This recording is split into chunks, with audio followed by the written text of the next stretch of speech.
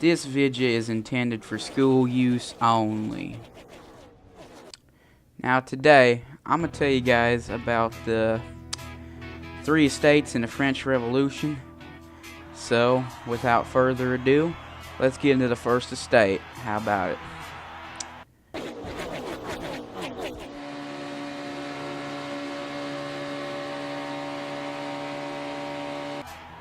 Alright, so the first estate was the clergy.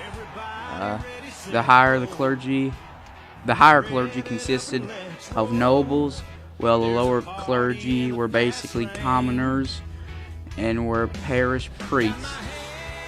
The clergy collected tithes and owned about 10% of France's land, for which no taxes were paid. The clergy also ran schools, kept records, and supported the poor. The higher clergy often lived in Paris and Versailles, living extravagantly, while parish priests led a hard life, living simply. It would be very reasonable to say that the lower clergy resented the higher clergy for living better quality lives but doing much less work. Now, let's get to the second estate. So here we go. The second estate was the notability. The nobles held the highest positions at court, in the church, and in the government. Nobles had many privileges and were as good as exempt from paying taxes. They had the ability to collect taxes from the peasants on their land, including old feudal taxes that should have been irrelevant in the day, but were collected so the noble could live extravagantly. The nobles owned between 20 and 30% of the land in France, but consisted of about 1.5% of their population. Ironically, it was these nobles who offered their estates as places to hold saloons, when the philosophies were the ones who ended up criticizing the nobles. Under notability, there was nothing of the robe and notability of the sword. Notability of the sword are the old and traditional notability, who have been around since the Middle Ages. These were the nobles seen at court, extravagantly prominent at Versailles, and these were the nobles who ran the provinces. Thought they held the most prestige. Many of these nobles had small incomes which were spent making them look wealthy. Alright, the third estate was everybody else, so 98% of the population. I'll get to that in a second. 98%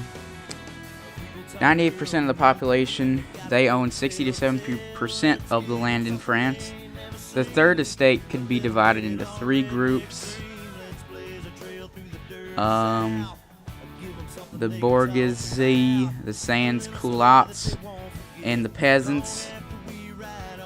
The bourgeoisie, they were being merchants, manufacturers, bankers, doctors, lawyers, were the middle class of France and had wealth. However, having wealth did not give them what they wanted. The culottes again. As urban workers, the sans-culottes worked trades in cities such as Paris, named because they did not wear long pants.